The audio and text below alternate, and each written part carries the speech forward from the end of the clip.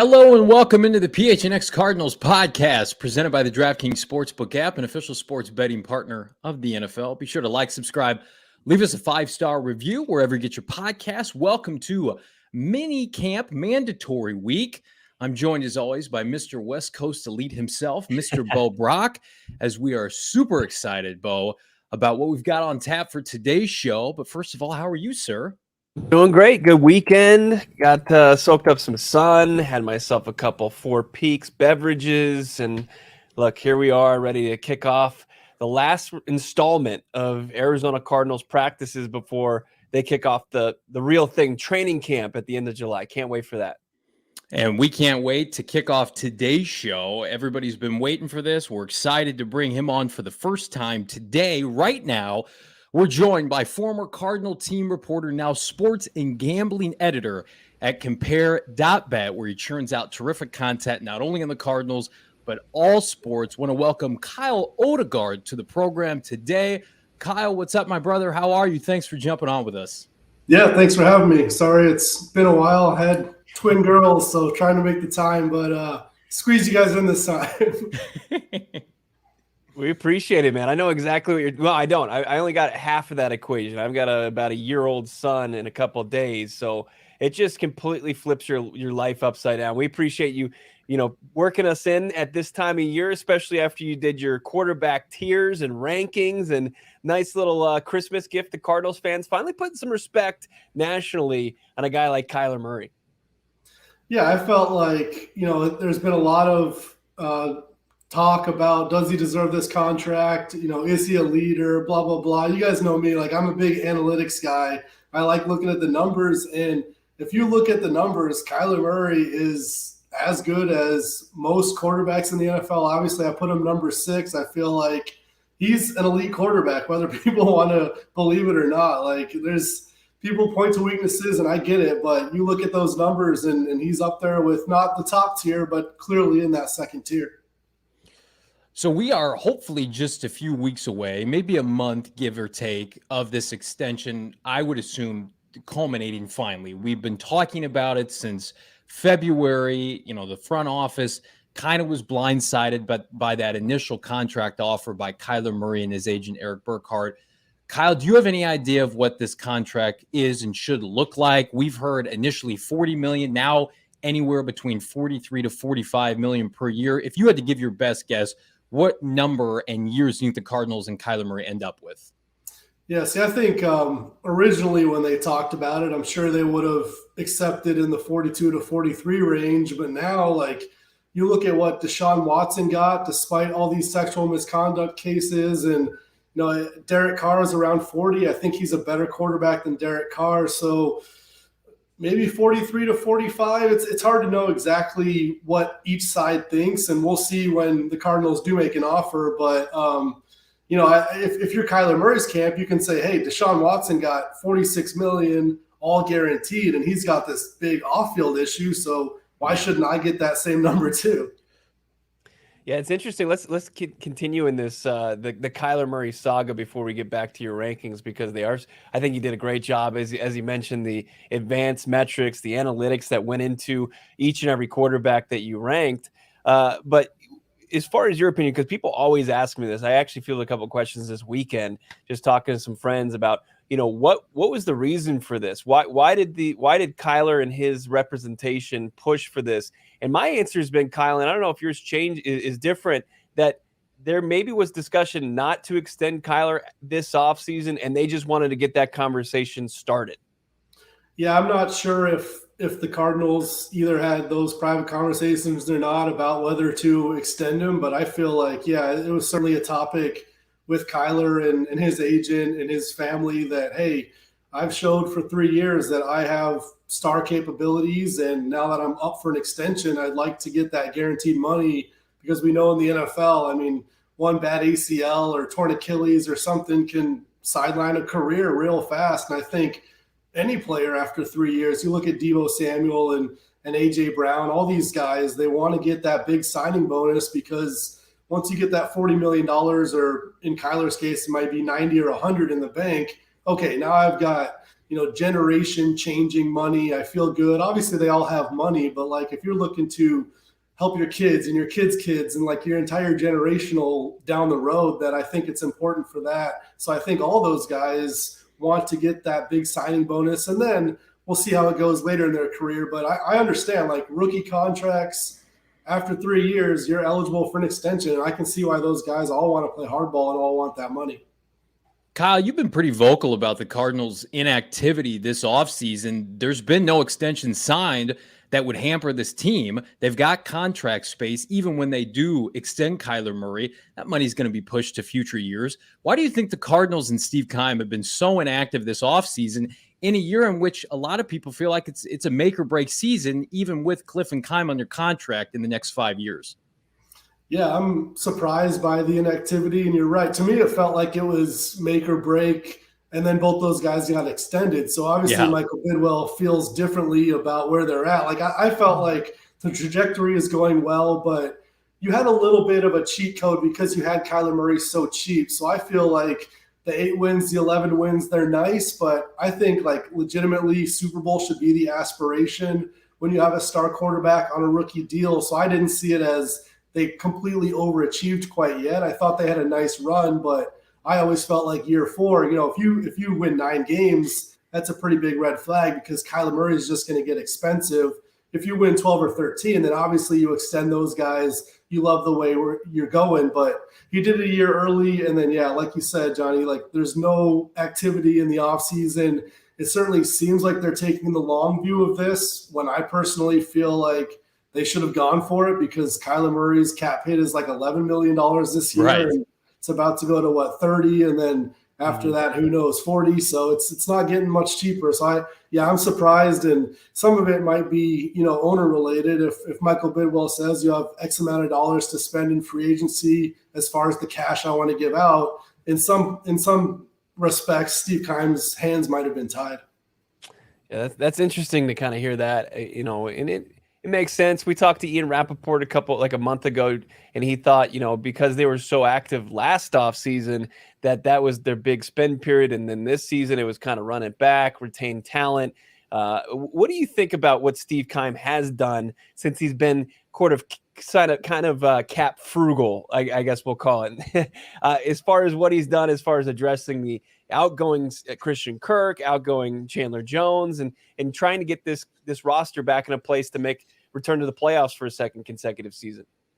Yeah, I mean, I don't love what they did this offseason. I feel like on paper, this team is worse than it was last year. And if you feel like what they did early on, starting 10-2, if you think that's the team, I mean, with the Hollywood Brown trade, now you can maybe argue that you're close to what you were last year, better offensively, obviously worse defensively, but you can maybe make the argument. I'm just not sure that 10-2 is that real team. Like, I think it's not the team that finished so bad. It's not the team that started so great. It's somewhere in between. So if you're a wild card team that's running it back, I don't think that's the best idea. I would have pushed harder, been more aggressive, like we saw the Chargers, the Bills, some of these teams really trying to go for it when their quarterback's cheap. Yeah, it definitely feels, Kyle, like it's the weighted out approach. Their Vegas over under for win total hovers around 8.5. That feels about right. A playoff team in the NFC with now 7 seeds. You figure 9-8 probably gets you in, and they probably look at that.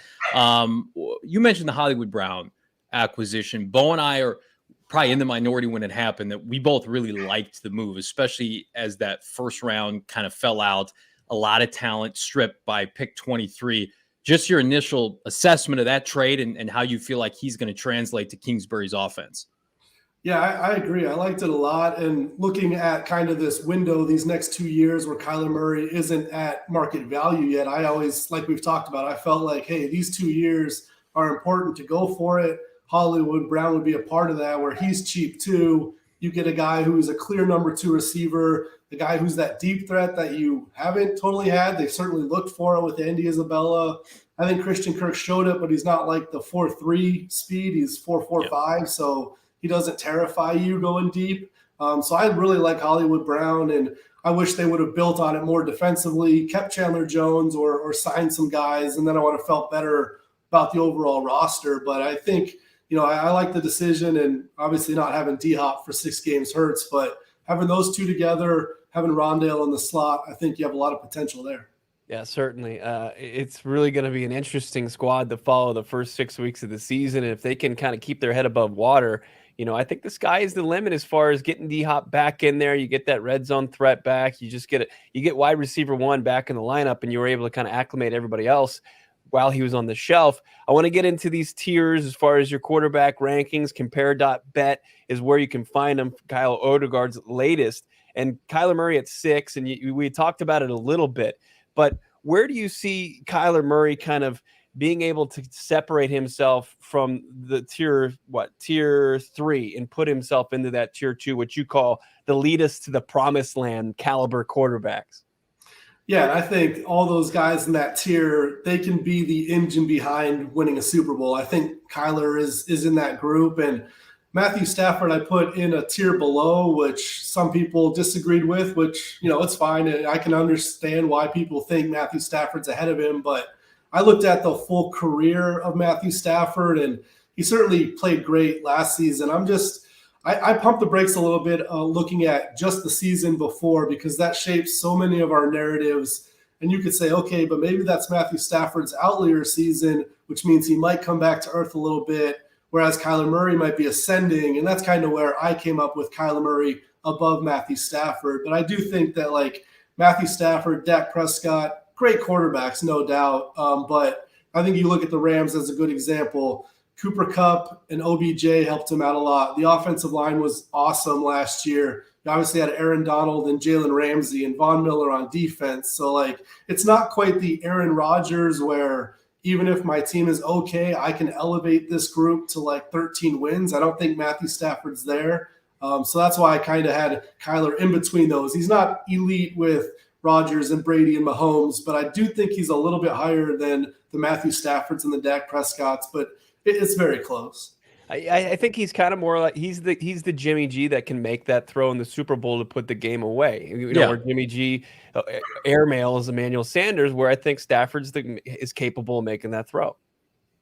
Yeah, and that's a good point. I think maybe not totally lead the team, but clearly a huge point of emphasis on any team. And yeah, all those quarterbacks in the top 12, obviously, like we saw this year, you can definitely win a Super Bowl with them.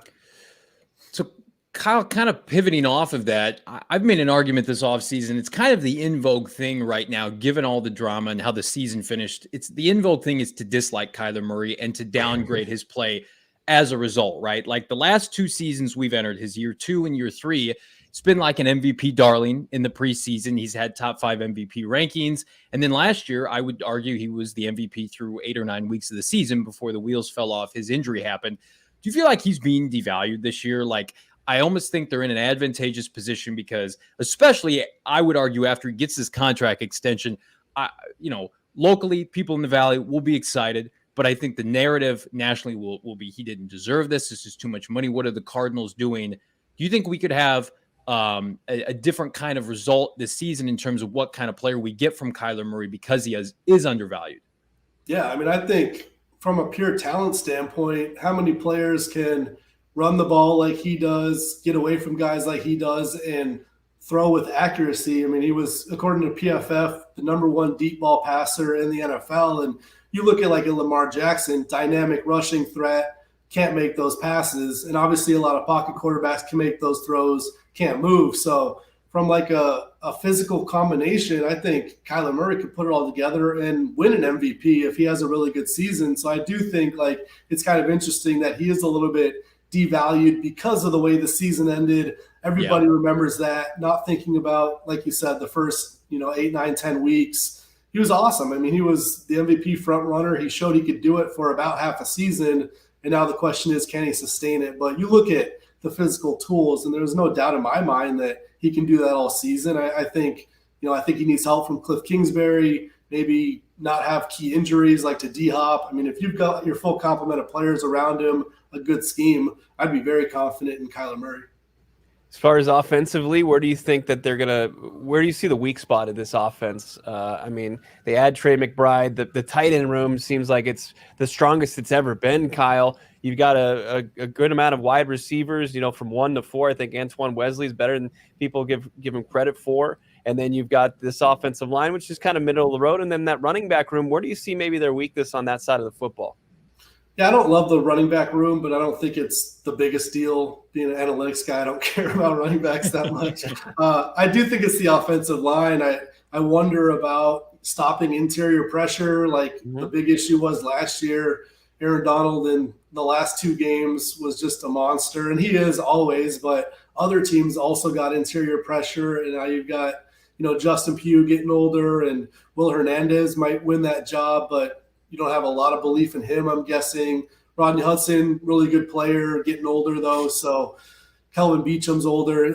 I think that group needs to hold up because I agree. I like the skill positions. I think the wide receiver group is good. The tight ends are solid. Obviously the quarterback's good. So I think it's all going to come down to how well they protect this year, because at the end of the season, there were some pretty big issues. Even DJ Humphries, usually a very solid left tackle, struggled down the stretch. And when you're not given any quarterback protection, it's going to be an issue.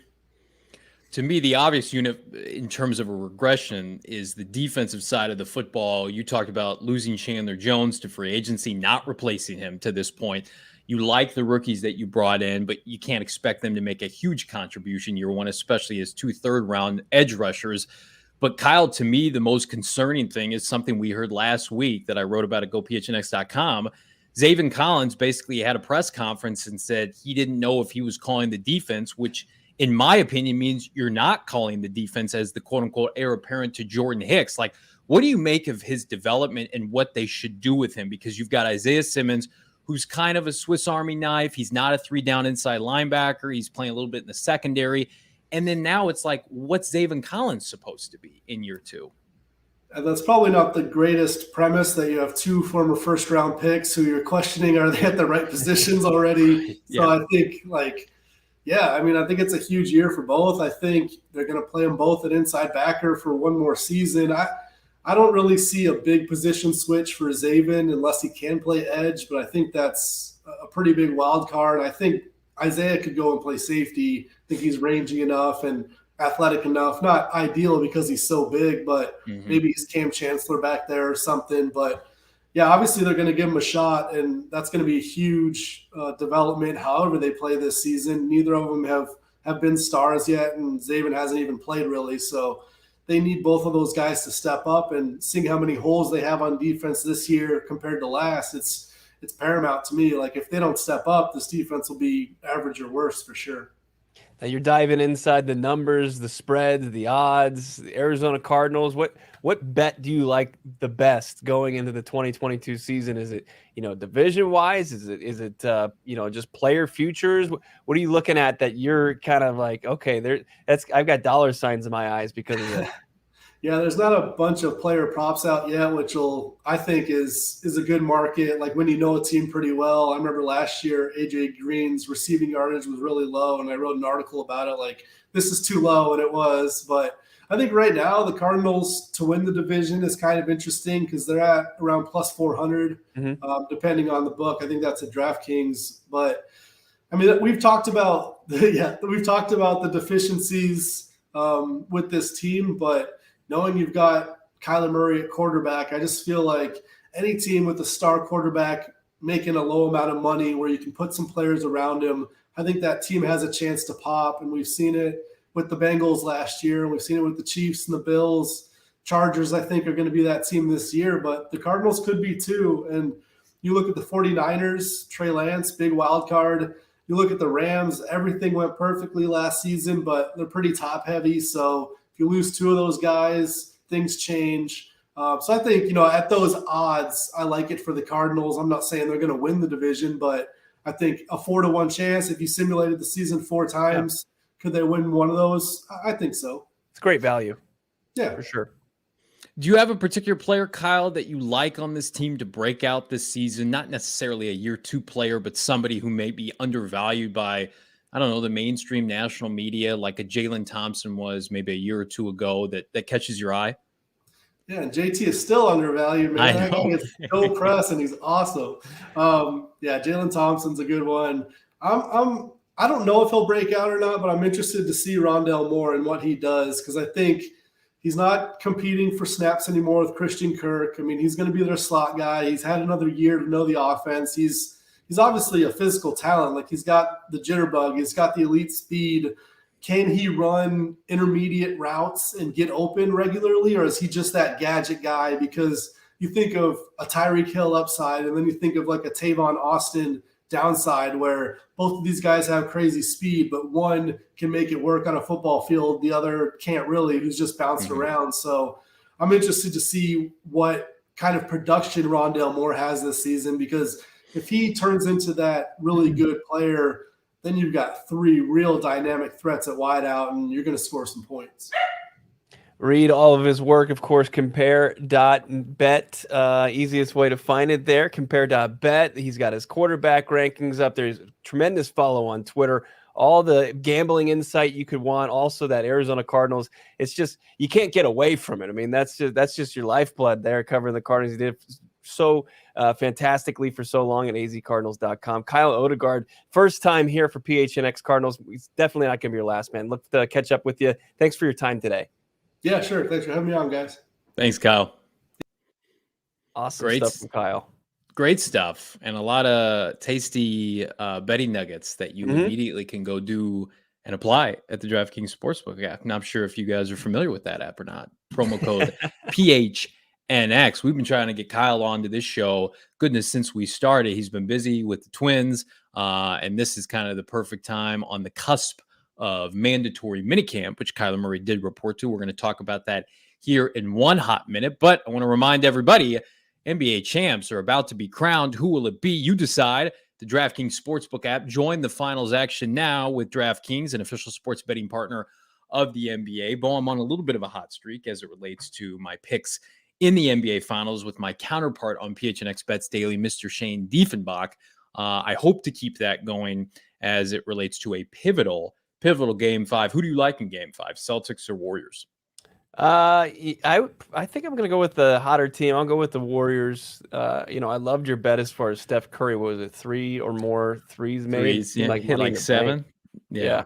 It's like easy free money anytime I see that. Yeah, Hall of Famers, you're in a good spot. You're also in a good spot with shooter of all time. Yeah, it's fine.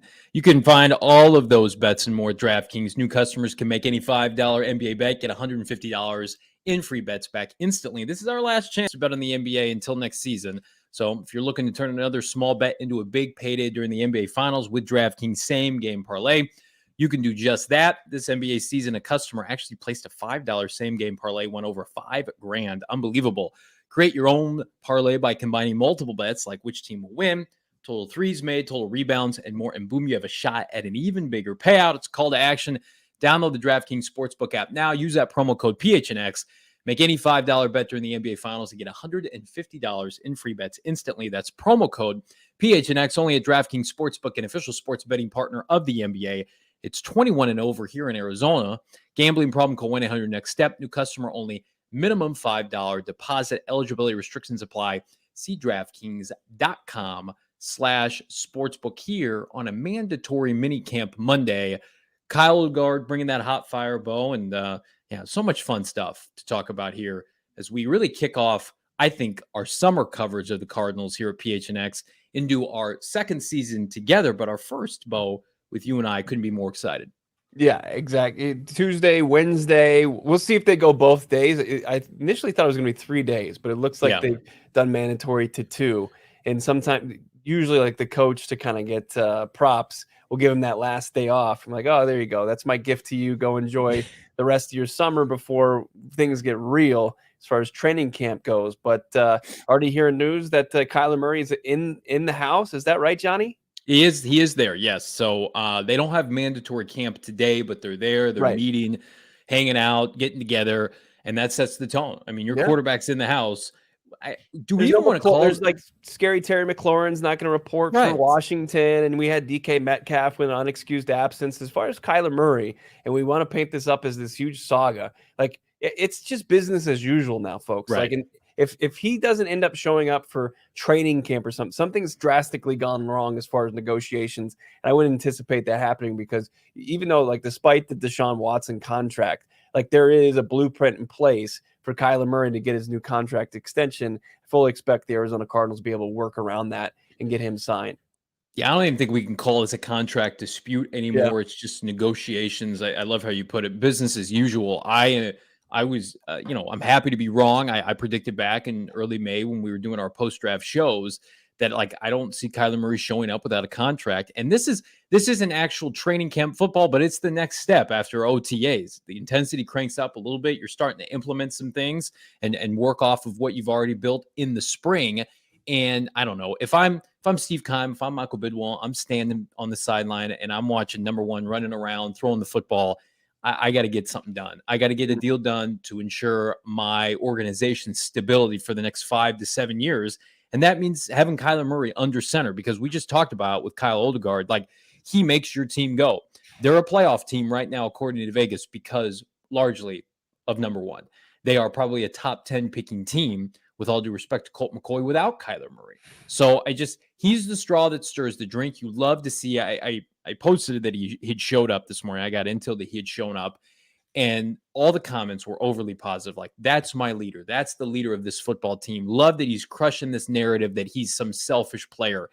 And that's what fans want. They want to just be able to take a deep breath and focus, Bo, on football and focus on the season and not have to worry about if their quarterback's going to show up or not. Right. That takes a lot of the pressure off, and you really can kind of focus in on where you need to be right now. And it's not the Chiefs week 1. That's not where their focus is. It's just install, and it's getting new players acclimated and getting used to the language, and guys working out together and being on the field together. And it's going to be fun to kind of see the whole crew together, because it's like we had Kyler Murray when he showed up for OTAs, but we didn't have JJ Watt, or you had Hollywood Brown there, but you didn't have DeAndre Hopkins. Now you're going to have the whole group in one setting. You're going to have guys communicating, hanging out, shooting the shit in the locker room, developing that camaraderie that's necessary to have a successful team. Just be any like job, you need to have a good community and a rapport with your teammates. And I think that this is one of those things that can kind of kick it off. This is like those cliche,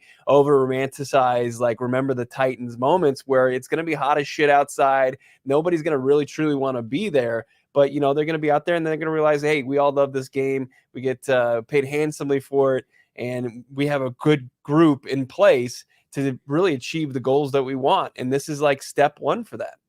Yeah, and if you're Zaven Collins, more reps is good for you, because you apparently don't know how to call the defense. And again, as I mentioned earlier, go PHNX.com. You can read my most recent article about why I believe the Cardinals should rip the Band-Aid off, move Zaven Collins to outside linebacker. I know I got a lot of pushback. I'm fine with that. Week 17 last year, go put the tape on against the Dallas Cowboys.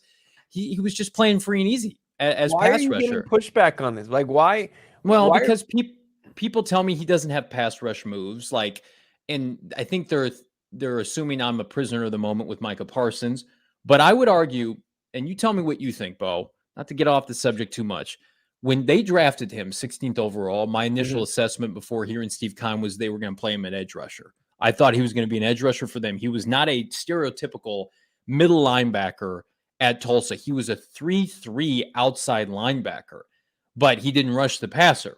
I thought, okay, so they're going to translate him to edge rusher. And then Keim's like, no, it's yet another inside backer. I'm like, all right, you put the Dallas tape on. He was phenomenal against the run, which they cannot stop, right?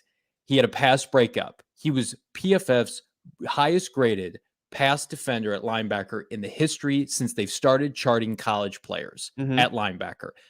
I think he could develop pass rush moves over time and max out at like 8 to 10 in the right scheme with Vance Joseph, who does a tremendous job with pass rushers. He was allowed to play. I watched that film recently on NFL Game Pass. He could play free and easy for them that day. Yeah. But when he's in charge and has to call the defense, not to knock the Tulsa education. He was an academic All-American in the AAC. NFL, as you know, Bo, just a different animal. Yeah, and look, my dad spent some time at Tulsa University, so I'm not gonna knock it either. Okay, like let's take it easy. It's a quality university. As I said, it's not the Harvard of the. By the way, is Tulsa part of the Southwest or the Midwest? We're gonna have to get down to the bottom of that. I think they're Midwest. There's nothing Southwest about it. We've been to that town. Regardless, here's my biggest I completely agree, and I said it on the show after we heard Zaven Collins' red flag comments, and that's what we're calling the red flags. It's following a bad pattern as far that you outline in your article perfectly, succinctly about how they did this with Hassan Reddick, they did this with Isaiah Simmons, and they're doing it again with Zaven Collins. It's the definition of insanity as far as that goes. But they have to find a position where Zaven Collins can be successful and make an impact every down at the NFL level. But with that is the unfortunate, circumstance that's going to put Nick Vigil on the field way too much. Like any offense where he's one of your 11 guys consistently, because he's a 2-down linebacker, that's going to make your defense worse. Like he just doesn't have sure, he had the pick 6 against Kyler Murray in week 2 last year. That was the highlight of his life. I think you're going to have a tough time if he's going to be he's not even Jordan Hicks as far as what Hicks can huge do. Downgrade. He's a downgrade. So that's the unfortunate thing. If you find another position where Zaven Collins isn't going to play that role as your Mike linebacker, you're going to unfortunately have to have Nick Vigil on the field significant amount of snaps. And I don't think that makes your defense better at any point. I was putting together that article and I desperately became hankering for some 4 peaks, Bo, because I was depressed. I had to chart the fact that Jordan Hicks and Tanner Vallejo started the playoff game. Yeah. Tanner Vallejo, who's still on the roster, by the way. And so I needed some 4 peaks. Solid special teams guy. He's a solid special not teams a starter guy on defense. But yeah, you will be getting through your 4 peaks kilt lifter or whatever tickles your fancy a little bit quicker than usual. You're not just sipping it, or you're getting that barrel edge stuff a little bit stronger as far as alcohol by volume. It's still that much delicious. But yeah, it is frustrating. And I think we're hashtag blessed to be partnered with Kilt Lifter or with 4 Peaks and their delicious Kilt Lifter and all the beers that they brew over at 4 Peaks and the incredible food. 4 Peaks Brewing Company, the official beer of PHNX. Can't wait to get out there and watch another NBA Finals game. Our producer, Emma, how dare you with Johnny? You know how that just strikes a nerve. It's Monday morning. I got to see this bullshit. Get out of here. Can we burn this graphic? Let's get back to a good talking point, and that's we're partnered with 4 Peaks, and they're going to help our guy Johnny become a better beer drinker. He's going to be drinking a better quality. He's going to be drinking at a better rate, maybe up his chug game if he needs to. But you don't need to chug 4 Peaks. You're not trying to get through it like it's like a natty ice or something like that. You enjoy your 4 Peaks. I think that's one thing that's lost here. But yeah, we love that we're partnered with 4 Peaks. The food is delicious. I go there. They got this off the menu. This is how incredible 4 Peaks is, Johnny. They took their garlic cheese beer bread off the menu like years ago. And I'll go in there every time I go in. I say, hey, I asked the waitress or the waiter nicely. I say, hey, can you guys fire up the oven and make me a garlic cheese beer bread? Like turn back the clock a little bit. And they always accommodate. The hidden menus. You know that they're the best spots have the hidden menus. Yes. And 4 Peaks is exactly that. It's woven into the fabric of Arizona, just like we're trying to do as far as the sports side. They do it as far as the brewery and food industry goes. Love 4 Peaks, synonymous with the great state 48, and we're just pumped to be partner with them. We're also pumped. We have so much stuff planned for this season. As you guys know, last year we did our many tailgates events. It's not so coincidentally we were 0-3 in those games when we did those. But we're going to do that and more. We've got so much fun stuff planned. But for everybody to be happy and healthy, this fall because we need you here with us, the PHNX brethren. Get your COVID-19 vaccines. They're free for everyone 5 and older. Those 12 and older are now also eligible for a booster. You can visit azhealth.gov for a location nearest to you. Again, visit azhealth.gov/find a location nearest to you. We want to be able to party responsibly, celebrate hopefully yet another playoff berth. PHNX and PHNX Cardinals and the Arizona Cardinals are 1-for-1 together when it comes to playoff berths, and we want to have fun, and we want to have fun responsibly. So go and get your COVID-19 vaccine. Come hang out with Bo and myself this fall. We're going to have so much fun festivities planned, but we need everybody healthy, Bo. Absolutely. It's the safest way to keep you and your family in a good spot. You mentioned like the primetime games. The Cardinals go 0-3, and we talked to Kyle Odegard about the disrespect for Kyler Murray. Do you think it's just because when he's played so far in front of a national audience, even when they kicked the shit out of the Dallas Cowboys on Monday Night Football 2 seasons ago, Kyler completed like 9 passes that game. He didn't have his best performance. Like the only good primetime game that I think Kyler Murray really has had is the overtime win against the Seattle Seahawks on Sunday Night Football. Because other than that, like he hasn't been great. He hasn't shown the world how good he can truly be. It's usually when you're watching the highlights from NFL Sunday afternoon. Yeah, he's hitting at that 3:25 kickoff, Midwestern time for those out in the Midwest, 3:25 for East Coasters. I would push back only the Dallas game we were just talking about with Zaven. Week 17, no D-Hop. He went into Cowboys Stadium and beat the shit out of the Cowboys. He was fantastic in that game. He outplayed Dak Prescott. And that was like a flex national Fox game of the week. But yeah, in terms of the Thursday, Sunday, Monday formula, I also remember he got a lot of crap for how he performed on Christmas Day, losing to Carson Wentz at home. That was really unfortunate. Had he won that game, number one, they win the division. I think the narrative has changed. But you can't finish the season the way they do, losing to a bad Seattle team at home with the division on the line, getting smacked around by the Rams on national TV and playing that way. And get respect coming into the offseason, because everybody remembers their recency bias. Everybody remembers what took place most recent, and that's what happened. Nobody really remembers, outside of Cardinal fans, that Seahawk game of 2 years ago. I think back to games he lost, but he played fantastic, not necessarily on national TV like the what was it? We played well against the Bills 2 years ago, but what was the game? Oh, it was against Tua and the Dolphins. He had like 500 yards all purpose, 5 touchdowns. They lose that game. So I think it's a mixed bag. They have at least 4 primetime games this year, and they could be flexed into 1 or 2 others depending on how well they play. So he's going to get his chance to kind of solve and resolve that narrative. But it's the Arizona Cardinals, man. We respect and love this team, but they are not a national brand. They are not the Packers, the Cowboys, the Steelers.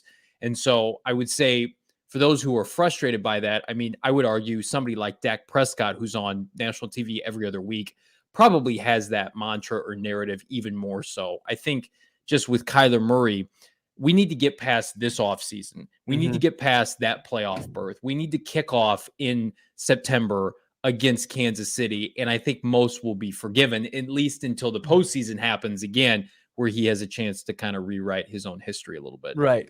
I just don't want the like Kirk Cousins can't play on primetime label. I don't think there's that narrative with him. He's already kind of avoiding that. Yeah. Well, we have a narrative with Kliff Kingsbury that he can't win in the second half. That dominates everything. In my opinion. That's the paintbrush over everything. And it's a little bit of an elixir for Kyler because he can kind of fly under the radar. Yeah.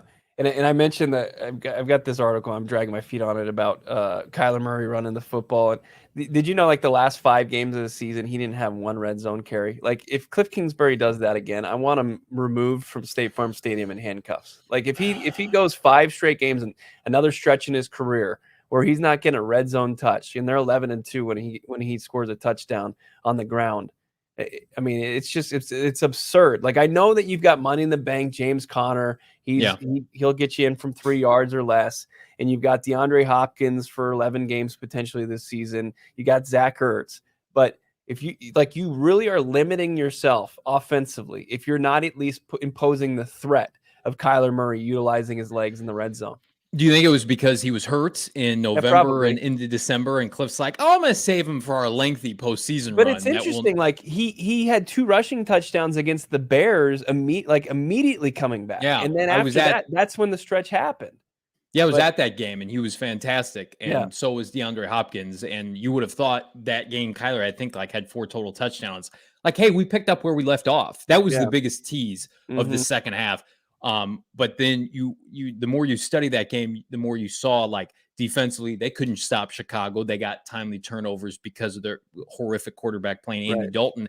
The offense was allowed to be kind of opportunistic. They were given extra possessions, but the cracks in the foundation had already started happening. But I mean, it was a wet day and he was letting Kyler run. Yeah. So he had that big long run against Indianapolis on Christmas. And then I feel like I never saw him run again. That was it. Well, there was a couple option runs against Dallas to salt that game away where he was electric.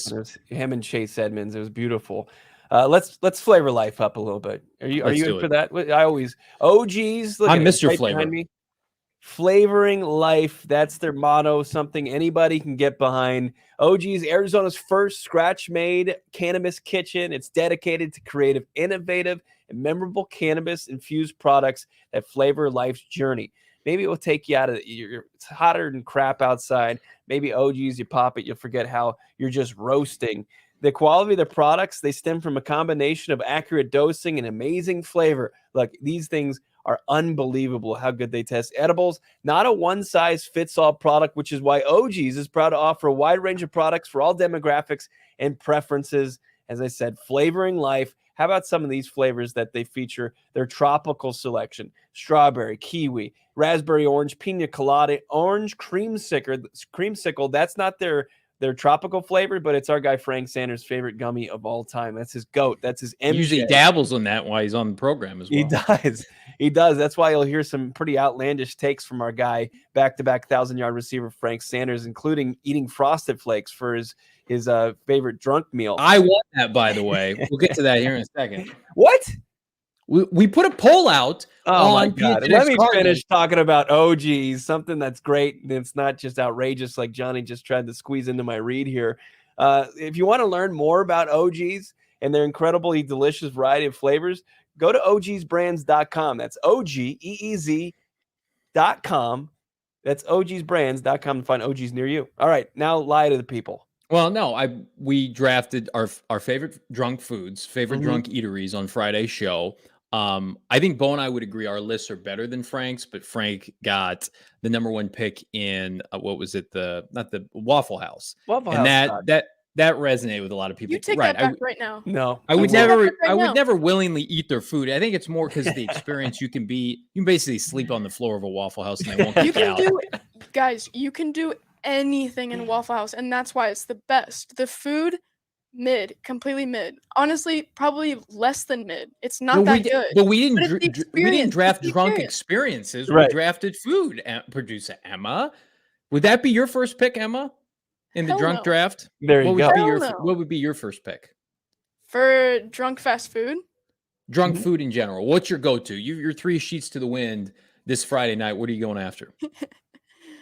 Taco Bell's always electric. First of all, can Emma even drink yet? Is Emma 21 yet? She's not. Okay, so this is inappropriate. We're gonna get flagged by our flagship station. So basically, we put a poll out. Myself and Frank. She made my place though. Number 1, Taco Bell.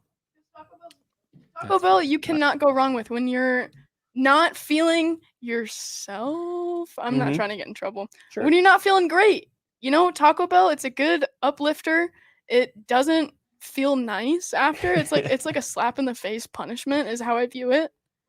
Taco Bell's a little bit like the Arizona Cardinals. Your draft, I would say, is very much like the Arizona Cardinals. You have an elite player in Taco Bell, Kyler Murray, and then the rest of your depth is just terrible on the rest of your team. I mean, Pizza Rolls is JJ Watt. I get that. Like, it's old. It's a Hall of Famer. Yeah, he'll burn you when he misses 10 plus games. That's what happens. True. Yeah, we'll burn the roof of your mouth.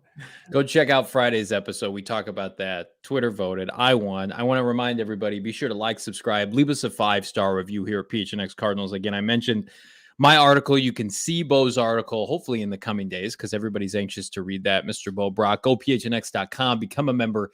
99 cents for the first month, $8.99 for the subsequent month, or for just under $60, you can become a member, get all this content for a year. Plus, you can get a free t-shirt like this, the Bird Gang or the Southwest Bias tee that my phenomenal co-host is rocking right now for free. Again, just under $60, you get a free t-shirt from the PHNX merchandise locker for free. We got these new lids, the hats of the summer, PHNX hats, just under $30 again. Go become a member. Strap in. We've got so much phenomenal content, Bo, coming this summer into this season. It's only just begun, my friend. Tomorrow, we're going to up the content as well. PHNX _ Cardinals on Twitter. Of course, PHNX _ Sports on Instagram. All of our sights and sounds from mandatory minicamp. We'll bring it to you there at Johnny Venerable and, of course, at Bo Brock. See you tomorrow.